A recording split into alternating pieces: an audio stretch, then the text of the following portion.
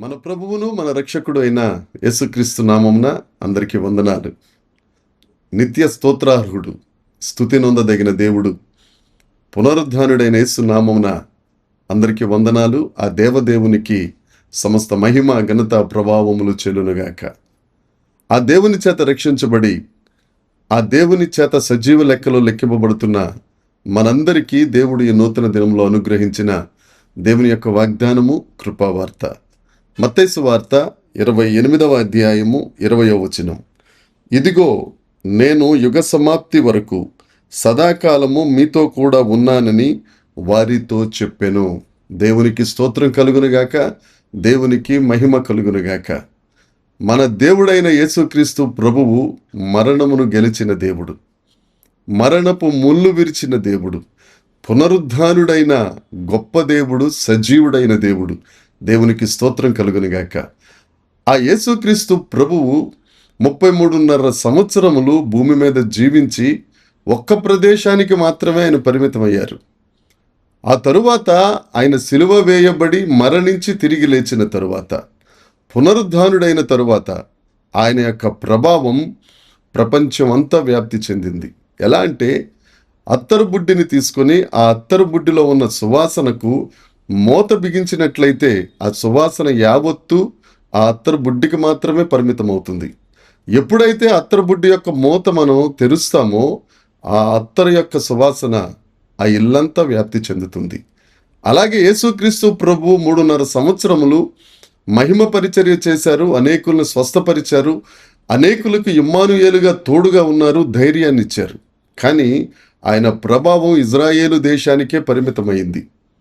అయితే యెషయా గ్రంథము 53వ అధ్యాయము 12వ వచనము ప్రకారం ఆయన ప్రాణమును దారపోసెను, అతిక్రమములు చేయువారిలో ఎంచబడెను, అనేక మంది పాపుల కొరకు ఆయన విజ్ఞాపన చేయుచు అతిక్రమములను భరించుచున్నవాడాయను అన్న వాక్య ప్రకారం ఆయన మనందరి కొరకు శిలువ మరణం పొంది ఆఖరి రక్త పొట్టు వరకు రక్తాన్ని చెందించి ఆ రక్తం అనే క్రయధనమును మనందరి కొరకు చెల్లించి మనలను విమోచించిన గొప్ప దేవుడు యేసు ప్రభు. ఆయన చెప్తున్నారు, యుగ సమాప్తి వరకు అంతము వరకు నేను మీకు తోడుగా ఉంటానని ఆయన మాటిస్తున్నాడు. ఈ దినాన్న మనకు తోడుగా ఉండే దేవుడు, ఎవరు తోడుగా ఉన్నా లేకపోయినా మనకు తోడుగా ఉన్న గొప్ప దేవుడు మనకున్నారు. ఆయన యేసుక్రీస్తు ప్రభు. హెబ్రీ పత్రిక 7వ అధ్యాయము 15వ వచనంలో ఉన్నమాట, ఎందరైతే దేవుని యొద్దకు యేసుక్రీస్తు ద్వారా రావాలని అనుకుంటున్నారో వారందరి పక్షమున నిరంతరం విజ్ఞాపన చేసే దేవుడు యేసు ప్రభు. వారిని రక్షించుటకు సమర్థుడైన శక్తివంతుడైన దేవుడు యేసు ప్రభు. ఆ దేవుడు అంటున్నారు, యుగ సమాప్తి వరకు నేను మీకు తోడుగా ఉన్నాను. అదే మత్తయి సువార్త 2వ అధ్యాయము 18వ వచనంలో చూస్తే, పరలోకమందే గాని భూమి మీదే గాని గొప్ప నామము యేసుక్రీస్తు నామము, శక్తి కలిగిన నామం. ఆ శక్తి కలిగిన నామం నా ప్రియ సహోదరి సహోదరుడా నీకు ఎల్లప్పుడూ తోడుగా ఉంటుంది.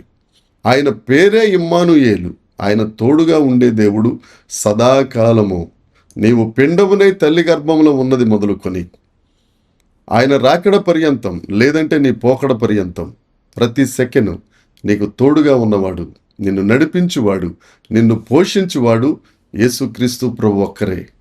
ఆ దేవదేవునికి నీవు ఏ విధంగా నీ జీవితాన్ని జీవించగలుగుతున్నావు, ఏ విధంగా నీ జీవితమును సమర్పించగలుగుతున్నావు? సమర్పణ అనగానే చాలామంది కానుకలు అనుకుంటారు. సర్వ సంపదలుగానైనా ఆయనకు మనం కానుక ఎంతవరకు ఇవ్వగలం? నీ జీవితాన్ని ఏమైనా కానుకగా సమర్పించావా? అలనాడు చేసిన వాగ్దానం, యుగ సమాప్తి వరకు నేను నీతో ఉంటానని, అది నీ పట్ల నెరవేరుతుండగా నువ్వు ఆ దేవునికి ఏ విధంగా సమర్పించుకుంటున్నావు? ఒక్కసారి దేవుని దగ్గరికి రా, నీ జీవితంలో ఆయనకి అధికారాన్ని ఇచ్చి చూడు. ఆయన యొక్క తోడు, ఆయన నీడ నువ్వు ఎంతగా అనుభవిస్తావో. దేవుడు ఈ దినమున ఈ వాగ్దానం మనందరి జీవితంలో నెరవేర్చునుగాక.